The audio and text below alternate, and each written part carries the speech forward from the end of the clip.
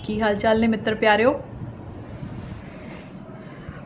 अभी मैं पंजाबी की नहीं, एक हिंदी की कविता सुनाऊंगी। बड़ी ही इंटरेस्टिंग है, फ़नी है।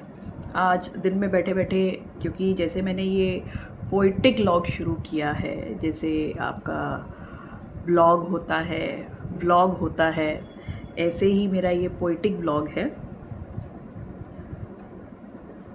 मेरी कोशिश रहेगी कि मैं इस लॉग के ज़रिए अलग अलग कविताएं, कुछ हिंदी की, कुछ पंजाबी की, आप लोगों के सामने फिर से कहने की, गाने की कोशिश करूं।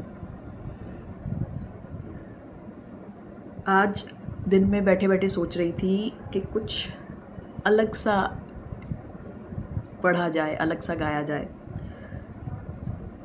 एकदम से ख्याल आया कि कुछ फ़नी सी पोएम हो जाए। तो सर्च करते करते ये एक हिंदी की बड़ी प्यारी सी और फ़नी सी कविता मिली है, दो का पहाड़ा।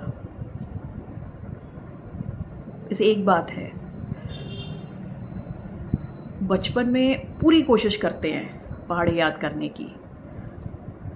जो शुरू के पहाड़े होते हैं, टेबल्स होते हैं, जैसे 2 का है, 5 का है, बहुत आसान लगते हैं। 10 का है, 11 का है, जल्दी जल्दी याद हो जाते हैं। लेकिन मुश्किल कौन कौन से लगते हैं?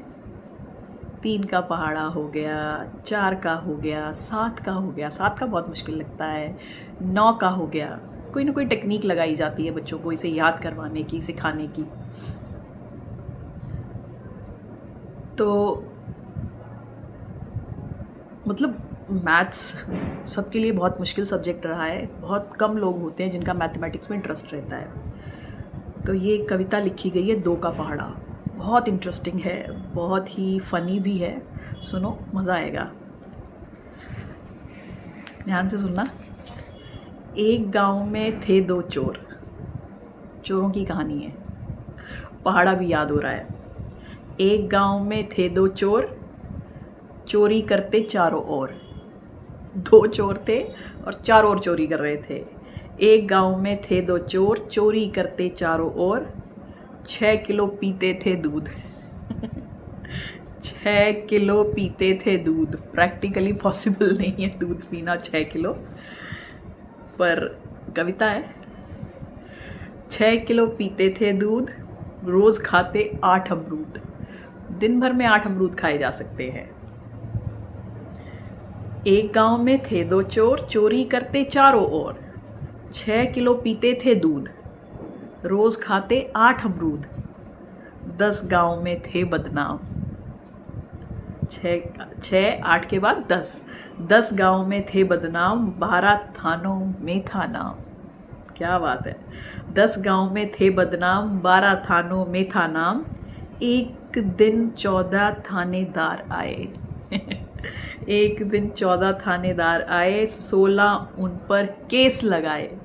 तो 16 केस चोरों पे लगा दिए गए।